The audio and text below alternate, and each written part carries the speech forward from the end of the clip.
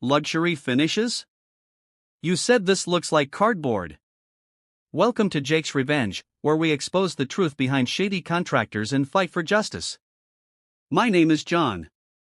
I'm 42, been doing accounting for nearly 20 years, and I know when numbers don't add up. Same goes for drywall that bends when you touch it. Blake Morrison took $80,000 from me 3 months ago, promising to transform my family's home in Spokane into something we could be proud of. What I got instead? Crooked electrical outlets, baseboards that didn't meet in the corners, and plumbing that sounded like a dying animal. Want to know how much worse it got? Stick with Jake's Revenge to find out.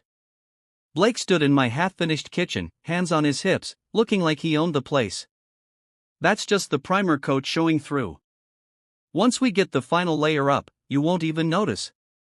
I ran my finger along the edge of a cabinet door that hung at an angle. The wood felt cheap, nothing like the solid oak he'd promised. When's that happening? Soon as my crew gets back from the Henderson job. Maybe next week. Next week. He'd been saying that for a month. My wife, Claire, had been cooking on a hot plate in the garage while our kitchen sat gutted, and my 8-year-old daughter, Megan, kept asking when she could use her bathroom again. The master bathroom had been torn down to the studs 6 weeks ago. Blake kept finding new complications that required more time, more materials, more patience. I watched him pack his tools into a beaten-up toolbox. Most contractors I knew treated their equipment like their livelihood. Blake's looked like he'd bought it at a garage sale. The drill bit was bent, the level had a crack running through the bubble, and his measuring tape stuck every few inches. "You'll hear from me Monday," he said, heading for the door. Blake. He stopped but didn't turn around. The contract said completion by the end of August. It's September 15th. These things take time, John. Good work can't be rushed. Good work?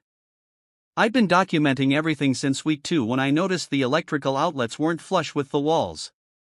Photos of every corner, every fixture, every surface that didn't look right. My accounting background taught me to keep records, and something about Blake's operation felt off from the start. The way he paid his workers in cash. The way he never had permits ready when I asked to see them. The way his phone went straight to voicemail whenever I called with questions. After he left, I stood in what used to be my living room and counted 17 things that weren't right. 17 things I could see without even trying. Made me wonder what was hidden behind the walls. I'd worked hard for this house. 15 years at Tarnor Digital, running numbers for their financial department, saving every bonus and overtime check Claire and I could manage. We'd bought the place when Megan was 2, a solid 1980s ranch that needed updating, but had good bones. At least that's what Blake told me when he knocked on my door back in June. John Morrison. He'd smiled like we were old friends. I'm Blake Morrison. No relation, but hey, great minds think alike, right? I've been doing work in the neighborhood and couldn't help but notice your place has real potential. I should have asked for references. Should have checked with the Better Business Bureau. Should have done a dozen things differently. But Blake showed me photos of other homes he'd renovated, sleek kitchens, modern bathrooms that looked like something out of a magazine. He'd quoted me a fair price for what he called luxury finishes that'll add $30,000 to your home's value. Claire had been skeptical from the beginning. Something feels rushed about him, she'd said after Blake left that first night. Why is he pushing so hard for us to sign right away?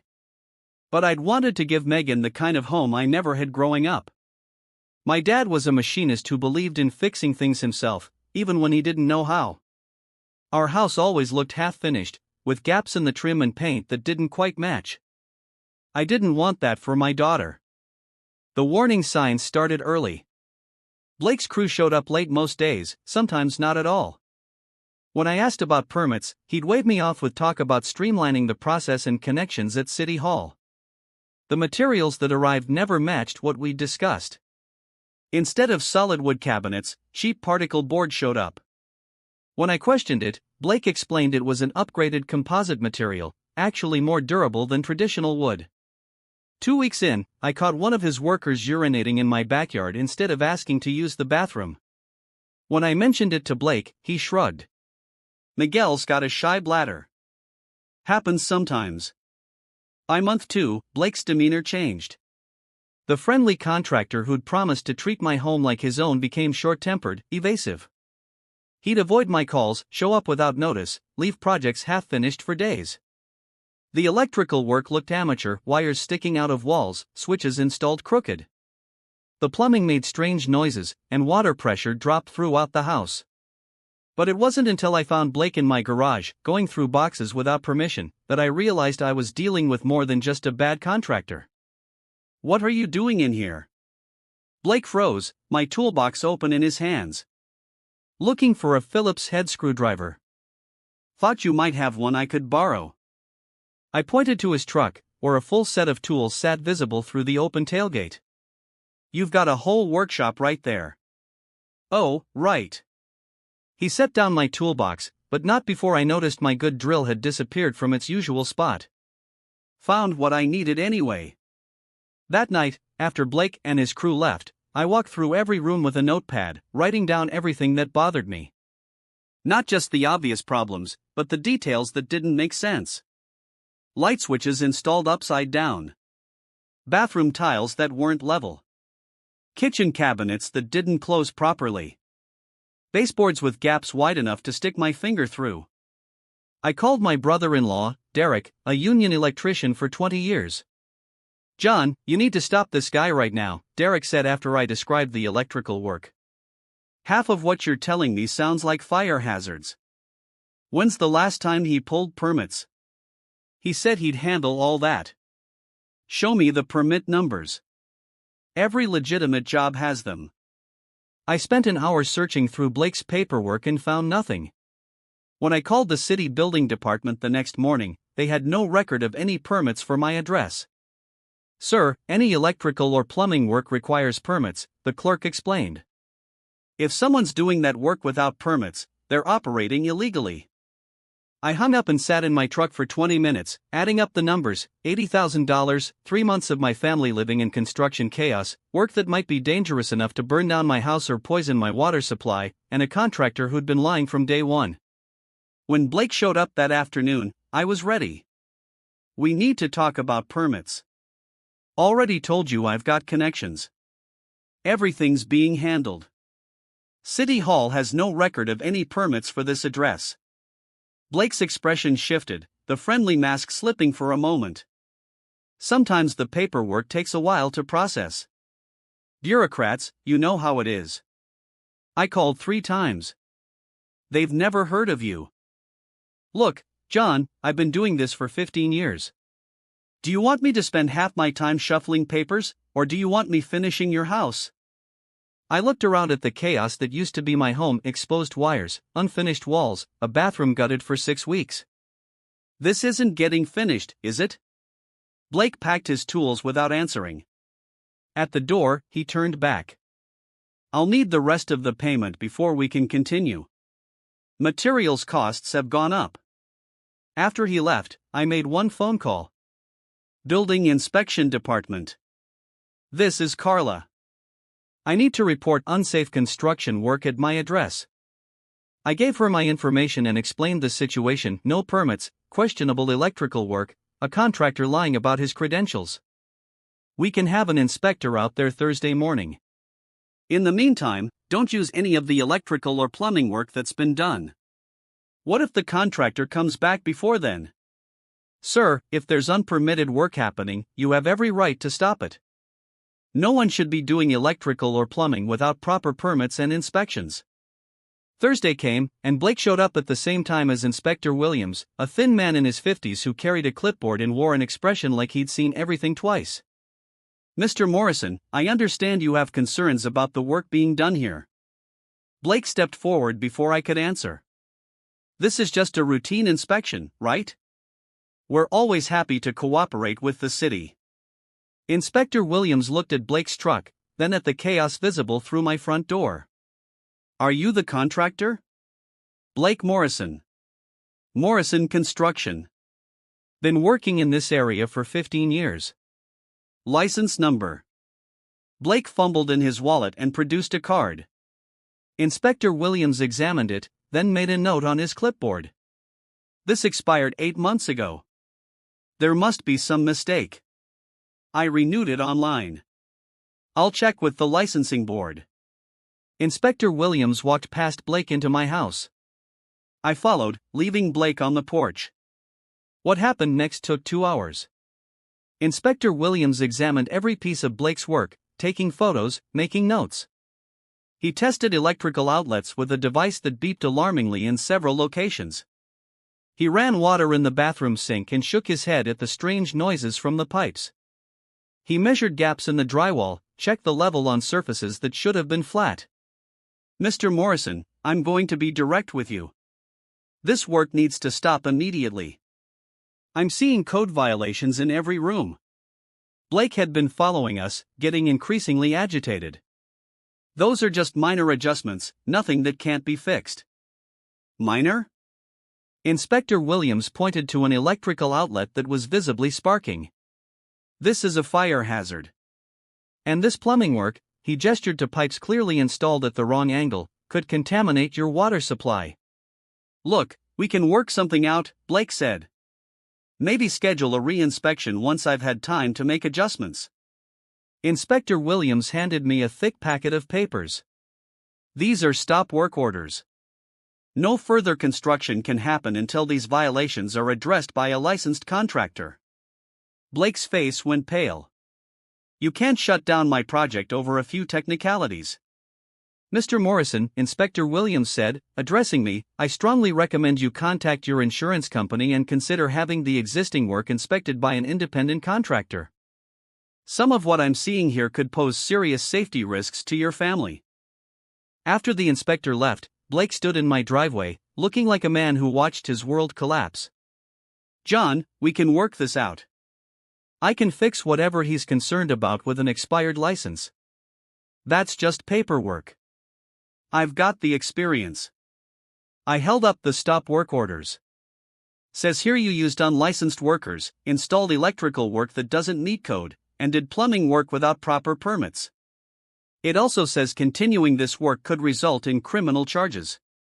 Blake's confident demeanor cracked. Look, maybe I cut a few corners, but I can make it right. Just give me another chance. You've had 3 months and $80,000. That was your chance. He got in his truck and drove away. But something told me this wasn't over. Inspector Williams called Friday morning. Mr. Morrison, we ran a background check on Blake Morrison. His contractor's license was revoked, not expired. There's a pattern here. What kind of pattern? Unlicensed work, safety violations, complaints from homeowners. We've discovered he's been using false permit numbers on other jobs. This goes beyond simple negligence. That afternoon, I drove to the city building department and met Inspector Williams in person. He showed me a file thicker than my mortgage paperwork. Blake Morrison has been flagged by the licensing board for fraudulent practices. We've identified at least 12 other properties where he's done similar work. Other families like yours, worse in some cases. There's a house in Millwood where his electrical work caused a fire. Family lost everything. Another property where his plumbing caused flooding that resulted in mold damage. Inspector Williams showed me photos that made my stomach turn: electrical fires, water damage, structural problems that could have collapsed walls. Mr. Morrison, you stopped this at exactly the right time.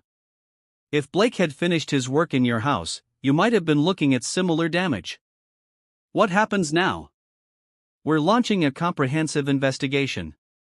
Every property Blake has worked on in the past 2 years will be inspected. If we find violations, he'll face criminal charges for each one. I thought about the $80,000, about my family living in a construction zone, about the danger we'd been living with for months. Is there any way to recover the money I paid him? That's a civil matter, but I'd recommend contacting an attorney.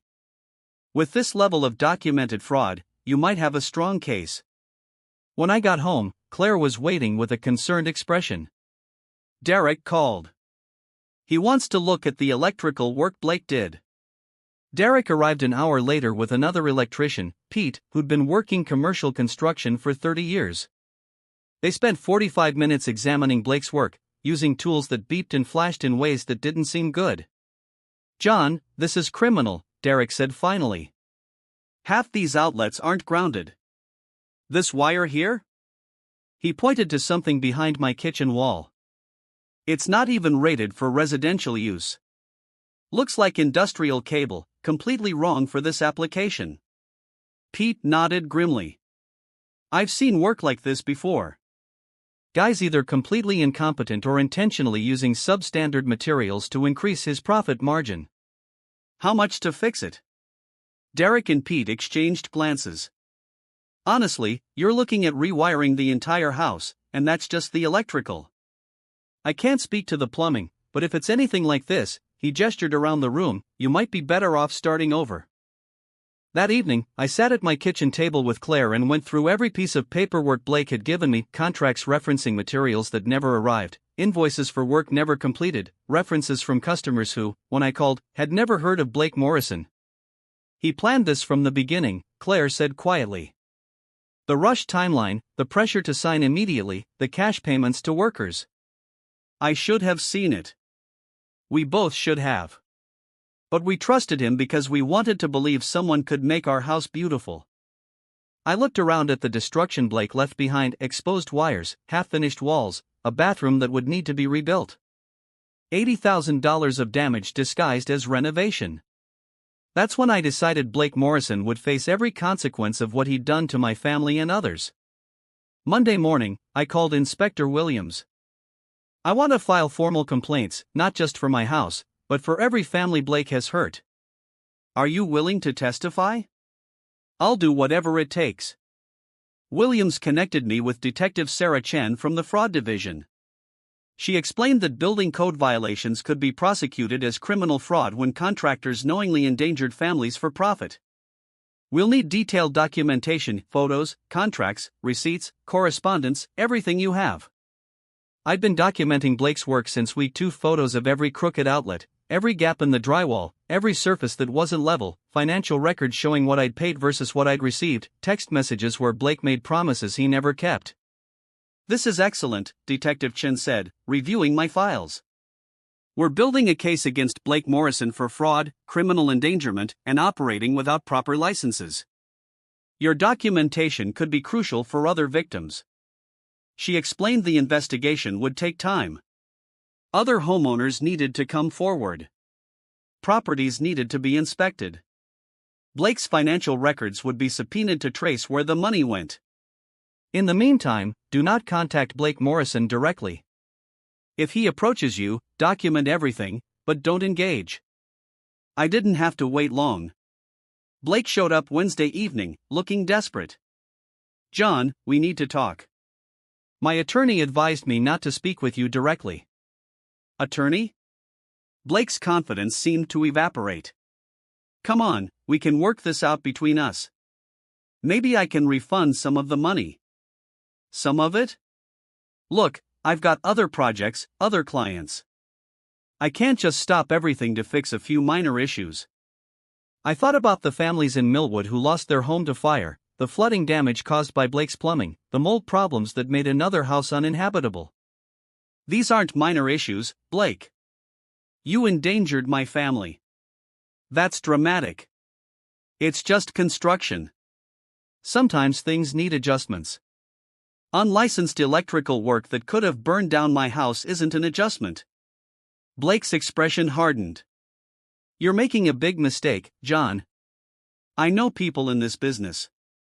You'll never get another contractor to work on this house if word gets out you're the kind of client who calls inspectors over every little thing." "Is that a threat?" "It's reality. This industry runs on relationships.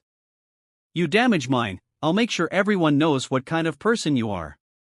I watched Blake drive away, understanding he still didn't grasp the scope of what was coming. He thought this was about one dissatisfied customer, one problematic project. He had no idea Inspector Williams had identified 12 other properties, that Detective Chen was building a criminal case, that other families were coming forward with similar stories. 2 weeks later, Inspector Williams called with an update. "We've completed inspections on 8 of Blake Morrison's recent projects. Every single one had major violations. We're talking about a pattern of criminal negligence that goes back at least 2 years. What happens next? District Attorney's Office is reviewing the case for prosecution. Blake Morrison will likely face multiple felony charges. That afternoon, I hired a contractor named Steve Henderson from West Hollow Aviation to assess the damage to my house. Steve was recommended by Derek, came with proper licenses, insurance, and verifiable references. "I've seen Blake Morrison's work before," Steve said grimly. "You're lucky you stopped him when you did. Give me 2 weeks, and I'll have an estimate for making this right." For the first time in months, I felt my family might actually get their home back. 6 weeks later, Blake showed up at my door at 7 p.m. on a Tuesday, looking like a man who hadn't slept in days. "John, please, I need to talk to you." I opened the door but didn't invite him in. Behind me, the sounds of legitimate construction work echoed through the house. Steve Henderson's crew had been making steady progress, rewiring everything Blake touched, rebuilding the bathroom from scratch. "You destroyed my entire business with one phone call." I called the building inspection department. They did the rest. Blake's hands were shaking. The city revoked my license permanently. Every project I was working on got shut down.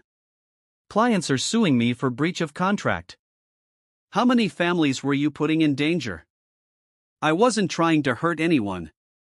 I was just trying to make a living. I pulled out the folder Inspector Williams gave me, containing reports from all 12 properties.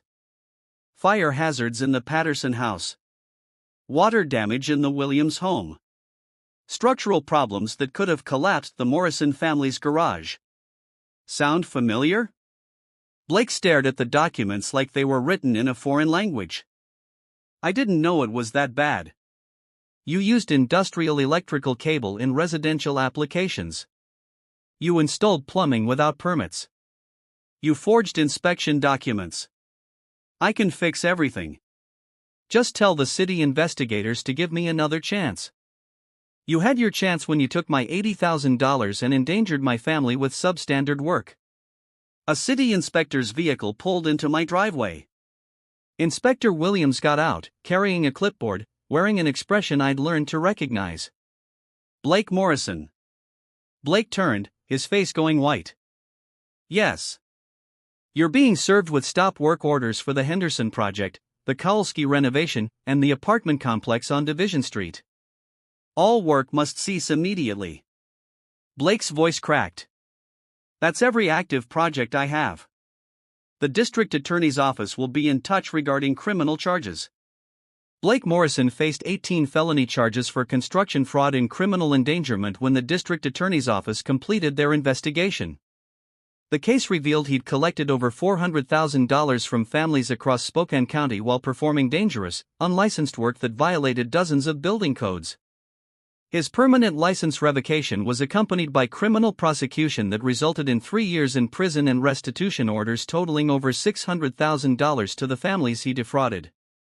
Blake's construction business collapsed completely as word spread through the industry about his fraudulent practices, making him unemployable even as a basic laborer, since no legitimate contractor would hire someone with a criminal record for endangering families. His wife filed for divorce during the trial, and his family lost their home to bankruptcy proceedings as legal fees and restitution payments consumed all their assets. 2 months after Blake's sentencing, Steve Henderson finished the renovation of my house. Claire, Megan, and I walked through rooms that actually looked like the photos Blake showed me that first night: solid wood cabinets, properly installed electrical outlets, plumbing that worked quietly and efficiently. "Daddy, it's beautiful," Megan said, running her hand along the smooth kitchen counter. Claire smiled as she tested the new bathroom fixtures. "This is what we were supposed to get the first time." I stood in my living room, looking at walls that were straight, outlets that were level, fixtures installed by someone who understood craftsmanship and safety. Steve's work cost more than Blake's original estimate, but everything was done right, with proper permits and regular inspections. Sometimes, the most powerful response to betrayal is ensuring the right people can do their job, protecting others from the same fate. Stay tuned to Jake's Revenge for more stories of justice served.